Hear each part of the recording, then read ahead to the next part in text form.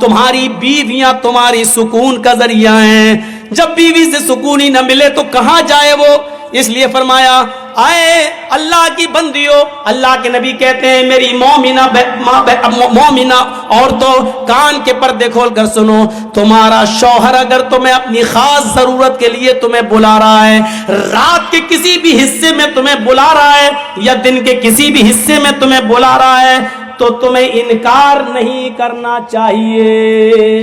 انکار نہیں کرنا چاہیے، تمہیں اپنی شوہر کی فوراً بات ماننا چاہیے۔ یہاں تک کہ اللہ کے نبی نے کہا علی قطب،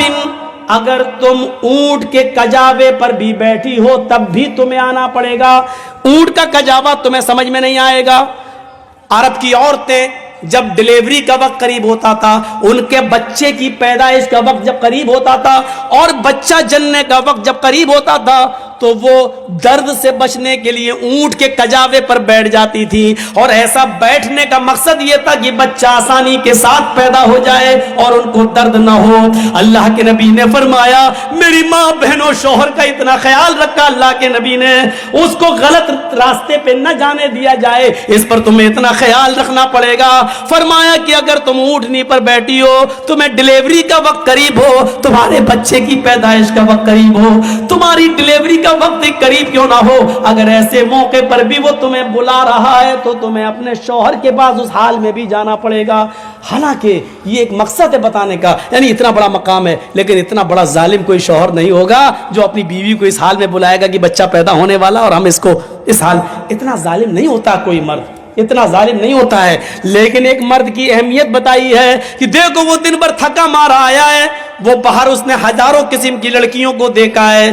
اس کا دل بہک بھی سکتا ہے، پھسل بھی سکتا ہے، اس لیے اس کو سب سے زیادہ گھر آنے کے بعد تمہارے سکون کی ضرورت ہے۔ سنو میری، اللہ کے نبی نے فرمایا سنو اللہ کی بندیو، تمہارا شوہر اگر تمہیں اس حال میں بلاتا ہے کہ تم چولہے پر بیٹھی ہو، روٹی پکا رہی ہو، تب بھی تمہیں سب کچھ چھوڑ کے آنا پڑے گا۔ روٹی جلتی ہے تو جل جائے، ہانڈی میں گوشت پکتا ہے، جلتا تو جل جائے، جلدی سے گیس چولہا بند کرو اور اپنے شوہر کے پاس جاؤ، فوراً تمہیں اس کا حکم ماننا پڑے گا۔ حالانکہ اتنا بڑا ظالم بھی کوئی نہیں ہوگا جو یہ کہے گا کہ روٹی چھوڑ کے آ،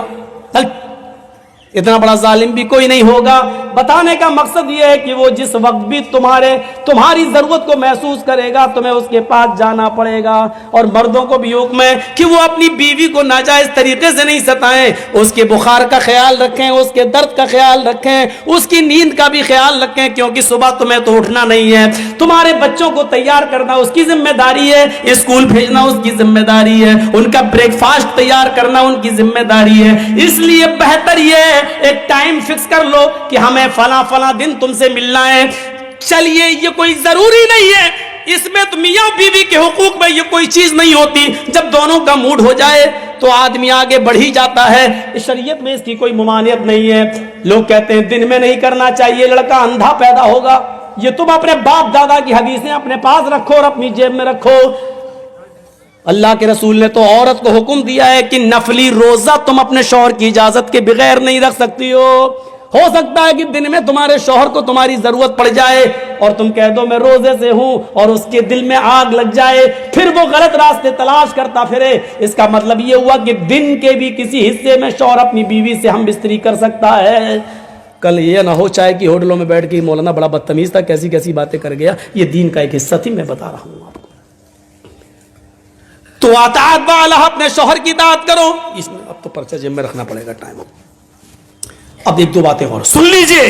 بڑی دلچسپ بات ہے۔ تو 4 چیزیں ہو گئیں، 5 وقت کی نماز پڑھتی ہو، رمضان کے پورے روزے رکھتی ہو، اپنی سطر کی اور شرمگاہ کی حفاظت کرتی ہو، اور اپنی شوہر کی اطاعت و فرما برداری کرتی ہو۔ یہ 4 کام جو عورت کر لے کیا ہوگا؟ فَلْتَدْخُلْ مِنْ أَيِّ أَبْوَابِ الْجَنَّةِ شَاءَتْ، یہ جنت کے جس دروازے سے داخل ہونا چاہے ہو جائے، اللہ کے فرشتے کھڑے ہوں گے، اے عورت 8 دروازے کھلیں، جا جس دروازے سے جانا چاہے چلی جا۔ یہ ہے عورت کو جنت کا سرٹیفکیٹ۔ ایک دوسری حدیث میں اللہ کے نبی نے فرمایا جس کی 3 بیٹیاں ہوں گی یا 3 بہنیں ہوں گی، بہنیں یعنی باپ کا انتقال ہو گیا تو بہنوں کا ذمہ دار بھی تو بھائی ہو گیا نا، تو جس کی 3 بیٹیاں